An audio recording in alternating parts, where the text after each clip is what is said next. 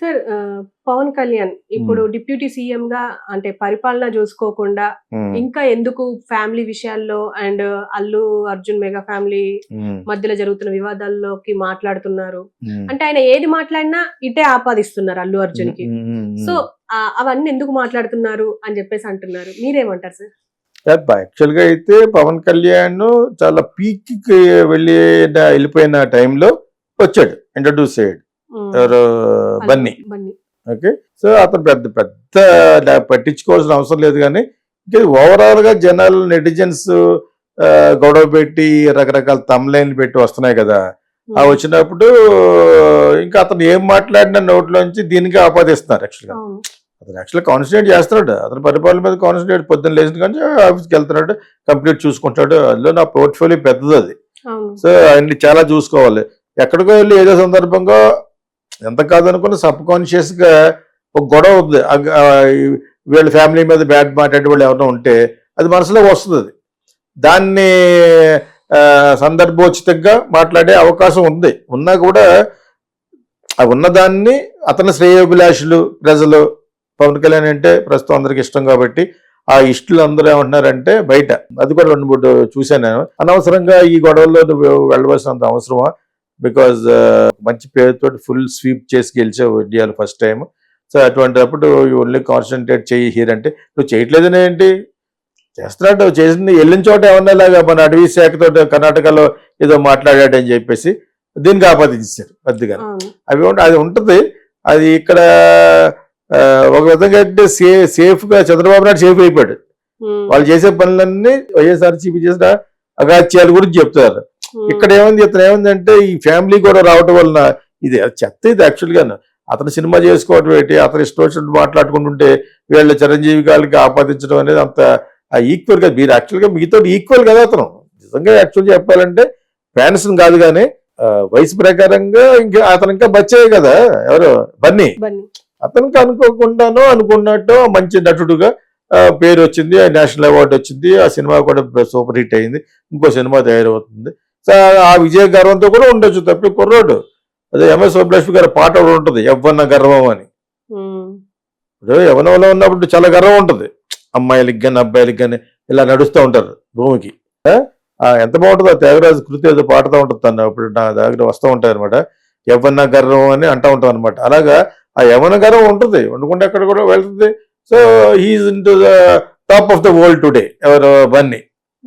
Okay, ఎందుకంటే Pawan field లో లేడు కాబట్టి ఇంకో 2 సినిమాలు ఉన్నాయి, అవి కూడా అతను కొడతాయి. ఓకే, అతను ఏం మాట్లాడినా కూడా దీనికే పెడుతున్నారు.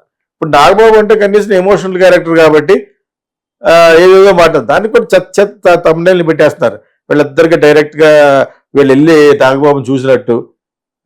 అవన్నీ కరెక్ట్ కాదు. అది కరెక్ట్ కాదని నెటిజన్స్ కూడా 50% తెలుసు. పెట్టే తమిళైన ఒకటి, లోపల చెప్పేది ఒకటి వాళ్ళకి తెలుసు, వాళ్ళకి ఆల్రెడీ. అయినా కూడా చాలా మంది నమ్మేవాళ్ళు నమ్ముతారు. అది ఎఫెక్ట్ ఇస్తుంది, నీ యొక్క పరిపాలనకు ఎఫెక్ట్ ఇస్తుందని కొంతమంది శ్రేయోభిలాషులు అన్న మాటలు కూడా బయటకు వచ్చినాయి. అది కరెక్టే. దానికి ఏం చేయాలి, ఇప్పుడు ఏం చేస్తాడు అతను, డోర్ మూసి కూర్చోవాలి. ఎలా కూర్చుంటాడు? ఈజ్ డిప్యూటీ సీఎం, మంచి డిపార్ట్మెంట్, ఈజ్ డూయింగ్ వెల్, మంచి మంచి ఆఫీసర్లు కావాలని పెట్టుకుంటున్నాడు. What else you will do it? Pawan Kalyan point of వ్యూలో few talk in his shoes అంటారు.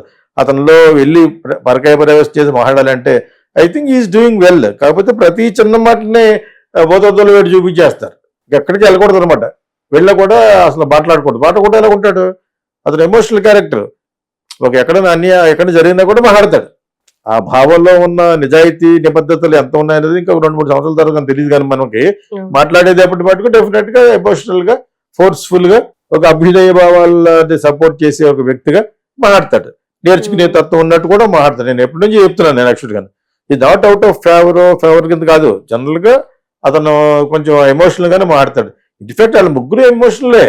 ఇతను వాళ్ళ ఎమోషనల్ డైల్యూట్ ఎందుకు అయిపోయినాయంటే వాళ్ళ గురించి బాగా తెలిసిపోయింది బయటికి. ఒక చిరంజీవి గారి గురించి కానీ, నాగబాబు గురించి కానీ, ఇతని గురించి ఇంకా ఫుల్ గా తెలీదు. వాళ్ళకి యాక్టర్ గానే తెలుసు వాళ్ళకి. ఓకే, ఈ 10 సంవత్సరాలు కూడా ఎమోషనల్ గా మాట్లాడేది, అన్యాయాన్ని ఎదిరిస్తాను అనే మాట్లాడేది తప్ప ఇంకేం మాట్లాడలేదు. అంతకు మించి అతని మీద బ్యాడ్ లేదు. బ్యాడ్ అల్లా ఉన్నదల్లా ఏం చూపించేవాడు జగన్, 3 పెళ్లిళ్ళు. అది నీకెందుకు 4 పెళ్లి చేసుకోండి. ఒక్కొక్కరు దుబాయ్ రాజు అయితే 15 పెళ్లి చేసుకుంటారు. 50 మందికి అంటారు. నీకైతే ఆడికి ఒప్పుకుందో డబ్బు ఉంది. ఇక్కడైతే కనీసం పెళ్లి చేసుకుని వాళ్ళకి న్యాయం చేశాడు కదా. నేను అది కూడా చాలాసార్లు చెప్పాను. ఫస్ట్ అమ్మాయికి కొంచెం ట్రబుల్ చేయడం ట్రై చేశాడు, కుదరలేదు అది. తర్వాత అందరికీ పిల్లలు పుట్టిన ప్రతి అమ్మాయికి న్యాయం చేశాడు. అతను ఒక్కొక్కరి మనసు బాడీ కెమిస్ట్రీ కలగకపోవచ్చు, మెంటల్ ఫ్రీక్వెన్సీస్ కలగకపోవచ్చు, అది అతని ఇష్టం. కానీ దానికి ఇది ప్రజలకు జరిగే అన్యాయం. అతను ఎవరు ఏ అమ్మాయికి అన్యాయం చేయలేదు. స్వయం తెలుసు మీకు, ముగ్గురు అమ్మాయిలు కూడా ఎవరికి అన్యాయం చేయలేదు. అన్యాయం చేస్తే డైవర్స్ అయిపోయిన రేణుదేశే అస్తమానం ఎందుకు వస్తాయి ఇక్కడికి? ఏదో విధంగా మళ్ళీ కలిసిపోదాన్ని ట్రై చేసింది దాన్ని, కానీ కలవడు అతను. ఇట్ ఈస్ నాట్ పాసిబుల్ ప్రాక్టికల్గా. ఇప్పుడు ఉన్న అమ్మాయి కూడా చాలా మంచి ఆవిడ. ఎన్నో ఉంటాయి, అవన్నీ మనం దూరిపోయి లోపలికి వెళ్ళిపోయి బెడ్రూమ్లోకి వెళ్ళి అలా మాట్లాడకూడదు. Because it is his life finally కదా. సో మనం ఈ లెవెల్లో మాట్లాడడం చాలా చాలా ఎక్కువ. కాకపోతే అతను ఈ బన్నీ ఇది ఉన్నాయి కదా, కొంచెం కన్ఫ్యూజ్డ్ కామెంట్స్ అవిని, ఆ కామెంట్స్ లోకి అతను దూరుస్తున్నారు జనరల్గా. అతనే అనలేదు, ఇప్పటి వరకు ఒక మాట అనలేదు. చూపించండి, ఎక్కడ అనలేదు. ఏదో ఒక చోట అడవికి సంబంధించి మాట్లాడినప్పుడు హీరోలు కూడా హీరోయిజం యాంటీ హీరోలా చూపిస్తారు, వాళ్ళే స్మగ్లర్లుగా చూపిస్తున్నారు అని చెప్పేసి అన్నాడు. అది తను యాదృచ్ఛికంగా అనేసాడు. బికాజ్ అతను యాక్ట్ చేసిన సినిమా పేరే కుటుంబ శంకర్ అని ఇందాక ఎవరు చెప్పినట్టున్నావు. అదేవిధంగా రౌడీ ఎమ్మెల్యే రామారావు గారు యాక్ట్ చేశారు, మోహన్ బాబు యాక్ట్ చేశాడు, సోమన్ బాబు యాక్ట్ చేశాడు, కేడి నెంబర్ 1 మళ్ళీ. అలాంటి మరి అంటే అటు కేడియాడు. మరి మీరు ఎవరు ఎటువంటి ఆదర్శాన్ని ఇస్తారు, మీరు ఎటువంటి సంకేతాలను ఇస్తారు మీరు టు యువర్ ఫ్యాన్స్ అట్లీస్ట్? అలా అందరూ యాక్ట్ చేశారు. అవి జస్ట్ సినిమాగానే చూడాలి. అది కొంచెం ఇప్పుడు బాగా హిట్ అయింది కాబట్టి, మనీకి హిట్ అయింది కాబట్టి ఆ ఉద్దేశంతో చెప్పుకుంటే ఉండొచ్చు. అల్టిమేట్గా పవన్ కళ్యాణ్ కూడా మనిషే కదా, ఉప్పు కారము తింటున్న మామూలు మనిషే. ఓకే, సినిమా ఫీల్డ్లో మంచి ఇమేజ్ సంపాదించుకుని ఎక్కడికైనా మీటింగ్ పెడితే లక్షల కొద్ది జనం వచ్చి అంత ఇమేజ్ సంపాదించుకున్నాడు. దానికి చాలా మంది ఏడుస్తూ ఉంటారు. ఏం చేస్తావు మరి, అతను వచ్చింది అదృష్టం. మోడీయే పడిపోయాడు దానికి. ఇంటెలిజెంట్ రిపోర్ట్ వెళ్తుంది అక్కడికి. పవన్ కళ్యాణ్కి ఎంతమంది వచ్చారంటే 4 లక్షల మంది వచ్చారంటారు. జగన్కి ఎంతమంది వచ్చారు? 4,000 మంది వచ్చారంటారు. మిగతా 60,000 మంది డబ్బులు ఇచ్చి తీసుకొచ్చారంటే బస్సుల మీద అంటారు. జగనే కాదు, చంద్రబాబు నాయుడు అందరూ కూడా డబ్బులు ఇచ్చి పట్టుకొస్తారు. లేకపోతే జగన్ లేనప్పుడు ఖాళీ కుర్చీలు ఉంటాయి కదా బిఫోర్ మీటింగ్, అవి ఏమో ఈనాటేస్తుంది. వీళ్ళు వచ్చి సాక్షి వచ్చి వాళ్ళు ఖాళీ కూర్చుంటే వాళ్ళు వేస్తారు అనమాట. ఇది ఎవరికి ఇది అన్ని తెలిసినవి. జెన్యున్ గా జనాలు వచ్చేది పవన్ కళ్యాణ్కి ఈ రోజు కూడా. అతనికి ఖాళీ సీట్లు ఉండవు. ఒక్క మీటింగ్ చూపించండి, అది అంత అదృష్టం ఉంది, ఇమేజ్ ఉంది. మోడీయే పడిపోయాడు. అతనికి అలా దగ్గర పెట్టుకోవడం కారణం ఏంటన్నారు? రేపు పొద్దుట ఎప్పటికైనా ప్లస్ కాపుల్ మెజారిటీ ఈజ్ మోర్ 27-37% ఉన్నారు వాళ్ళు. అర్థమైందా మీకు? అంచేది వీళ్ళకి చేయడంలో చాలా ఒక సీక్రెట్ బిహైండ్ ద ఎంటైర్ ఏదంటే ఇదే, దే ఆర్ మోర్ ఓటర్స్.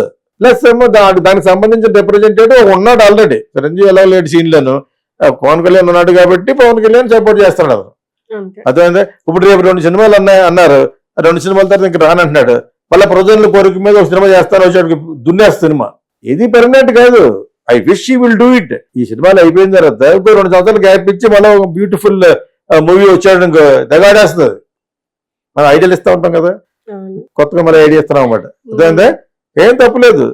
సినిమాలో ఉన్నప్పుడు సినిమాకి సెకండరీ ఇచ్చినా కూడా ప్రజలకు అందరూ నిజంగా కోరుకుంటున్నారు లేదు, ఓటింగ్ పెడితే నువ్వు మళ్ళీ ఒక సినిమా చేయమంటారు, చేస్తాడు. ఏముంది, ఒక 6 నెలల్లో అప్పుడొక 5 ఇస్తే సినిమా అయిపోతుంది. మొత్తం 100 రోజులు హీరో ఉన్న అవసరం లేదు. అది ఆ విషయం అతనికి తెలుసు. మలయాళం చూసి నేర్చుకోవాలి. మలయాళం ఫిలిం చూసి వాళ్ళు మాక్సిమం 20 రోజులు ఇస్తారు. మోహన్ లాల్ వాళ్ళను 20. నాకు షాప్ అని చెప్పేది, ఏంటి సార్ ఇక్కడ 50 రోజులు అడుగుతున్నారు నువ్వు 60 రోజులను? కోకిల సినిమాకి నేను 15 రోజుల్లో సినిమా ఫినిష్ చేసి 60 రోజుల్లో 4 సినిమాలు చేస్తానని అంది. అంటే మీరు జస్ట్ ఒక గార్డెన్లోకి వెళ్ళి ఇలా కెమెరా తిప్పేసి పాట అయిపోతాను. మేము అలా పాట తీయాలంటే 10 రోజులు తీస్తాం. అలా మేఘాల మీద పాడుకునేటికి అయిపోద్ది. ఒక రోజు ఒక పాట. తెలుగు వాళ్ళు అలా తీరు, తెలుగు వాళ్ళకి చాలా కావాలి మెటీరియల్, అంతా కావాలి, వాళ్ళకి గిట్టుబాటు కావాలి ప్రజలకి. తర్వాత నువ్వు వేసుకున్న బట్టలు ఎన్ని డ్రెస్సులు మార్చింది ఇది లెక్కేసుకుంటూ ఉంటారు మన వాళ్ళు. అంచేత ఏ కలర్ కాదు, ఎంత కాస్ట్లీ ఉంటుందో మళ్ళీ పట్టుకు చూస్తారు వాళ్ళు. స్క్రీన్ మీదకి వెళ్ళనిస్తే వీళ్ళకి ఆ నాని చూస్తారు వాళ్ళు, అలా మలయాళీస్ చూడరు. సరదాగా అంటున్నాను, బట్ నిజం కూడా అంతే. సో ఆ విధంగా మళ్ళీ సినిమా యాక్ట్ చేయొచ్చు, చెయ్యాలి. అంతే. Pawan Kalyan must do one more film. అప్పుడు కానీ ఇప్పుడు గొడవ పెడుతున్న వీళ్ళందరూ కూడా డోర్లు మూయబడవు. అది ఎప్పుడైతే తప్పుకున్నాడు వీళ్ళు పేటరేకపోతారు అనమాట. ఇప్పుడు కళ్యాణ్ రిటైర్ అయిపోయారు అంటున్నారు. నా తరపు నుంచి పవన్ కళ్యాణ్కి ఒక సజెషన్ ఏంటంటే డూ వన్ మోర్ ఫిలిం. ఈ 2 ఫిల్మ్లు అయిపోయిన తర్వాత ఒక సంవత్సరం గ్యాప్ ఇచ్చి మళ్ళీ ఒక మంచి ఫిలిం తీసి అది అట్లా ఒకసారి జిప్పి పెట్టి ఫినిష్ పడిపోతారు జనాలు. అతనికి అంత ఇమేజ్ ఉంది. సో అతను ప్రస్తుతం పాటుకు ఈ అనవసరమైన గొడవల్లో దూర్చొద్దని అతని యొక్క శ్రేయోభిలాష్ ఫీల్ అవుతున్నారు. Yes, అవును. దూరట్లేదు, దూరతున్నారని ఒక అపోహ. ఐ డోంట్ థింక్ ఈ విల్ కేర్. అతను ఆఫీస్కి వెళ్తారంటే అతను పార్టీలో అతను ఐఏఎస్ ఆఫీసర్లు వాళ్ళతో ఉంటాడు. ఐ డోంట్ థింక్ ఈజ్ ఇక్కడ మనం అనుకున్నట్టుగా అతను కాన్సన్ట్రేషన్ డైవర్షన్ అయ్యాడు అని అనుకోను నేను. Okay. Anyway we wish him all the best. Okay sir, thank you.